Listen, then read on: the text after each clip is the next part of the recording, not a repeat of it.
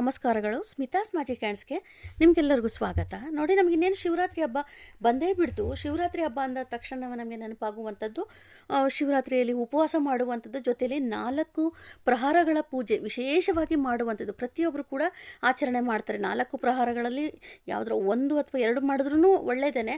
ಆದರೆ ಕೆಲವೊಬ್ರು 4 ಪ್ರಹಾರಗಳು ಮಾಡಿದ್ರೆ ಇನ್ನೂ ಒಳ್ಳೆಯದು. ಕೆಲವೊಬ್ರು ಮಾಡ್ತಾ ಇರ್ತಾರೆ, ಅದು ತುಂಬಾ ಅವರಿಗೆ ಒಂದು ಫಲ ಸಿಗುವಂಥದ್ದು. ಹಾಗೆಯೇ 4 ಪ್ರಹಾರಗಳು ಕೂಡ ವಿಭಿನ್ನವಾಗಿರುತ್ತದೆ. ವಿಭಿನ್ನವಾಗಿ ಅಭಿಷೇಕ ಮಾಡುವಂಥದ್ದು, ಅರ್ಚನೆ ಮಾಡುವಂಥದ್ದು ಎಲ್ಲವೂ ಕೂಡ ಇರುತ್ತೆ.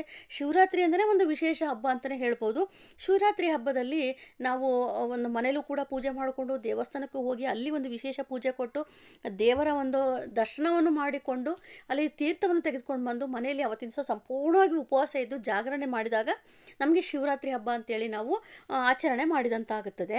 ಹಾಗಾಗಿ ಈ ನಮಗೆ ಶಿವರಾತ್ರಿ ಹಬ್ಬ ಪ್ರಾರಂಭವಾಗುವಂಥದ್ದು ಮಾಘ ಮಾಸ ಕೃಷ್ಣ ಪಕ್ಷ ತ್ರಯೋದಶಿ ತಿಥಿಯು 14ನೇ ತಾರೀಕು ಶನಿವಾರ ಸಾಯಂಕಾಲ 4 ಗಂಟೆ 2 ನಿಮಿಷಕ್ಕೆ ಪ್ರಾರಂಭವಾಗಿರುವಂಥದ್ದು 15ನೇ ತಾರೀಕು ಭಾನುವಾರ ಸಾಯಂಕಾಲ 5 ಗಂಟೆ 5 ನಿಮಿಷಕ್ಕೆ ಮುಕ್ತಾಯವಾಗುತ್ತದೆ.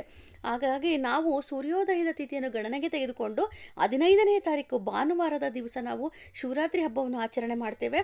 ಇನ್ನು ನಿಮಗೆ ಶಿವರಾತ್ರಿ ಹಬ್ಬ ನಂತರದ ದಿವಸಗಳಲ್ಲಿ ಜಾಗರಣೆ ಬಗ್ಗೆ ಆಗಿರ್ಬೋದು, ಉಪವಾಸದ ನಿಯಮಗಳು, ಪ್ರಹಾರದ ಪೂಜೆ, ಶಿವರಾತ್ರಿ ಪೂಜೆ, ಅಭಿಷೇಕ ಪ್ರತಿಯೊಂದ್ರ ಬಗ್ಗೆನೂ ಕೂಡ ನಾನು ಒಂದರ ನಂತರ ಒಂದು ವಿಡಿಯೋ ಮೂಲಕ ನಿಮಗೆ ತಿಳಿಸ್ಕೊಡ್ತೇನೆ. ಈ ಒಂದು ಶಿವರಾತ್ರಿಗೆ ಸಂಬಂಧಪಟ್ಟಂತೆ ಏನೇ ಒಂದು ಪೂಜಾ ವಿಧಾನಗಳು ಬೇಕು ಅಂದರೆ ನನಗೆ ಮೆಸೇಜ್ ಮಾಡಿ, ನಾನು ಖಂಡಿತ ನಿಮಗೆ ಆ ಒಂದು ಪೂಜೆಯನ್ನು ಮಾಡಿ ತಿಳಿಸ್ಕೊಡೋದಕ್ಕೆ ಆದಷ್ಟು ಪ್ರಯತ್ನ ಪಡ್ತೇನೆ.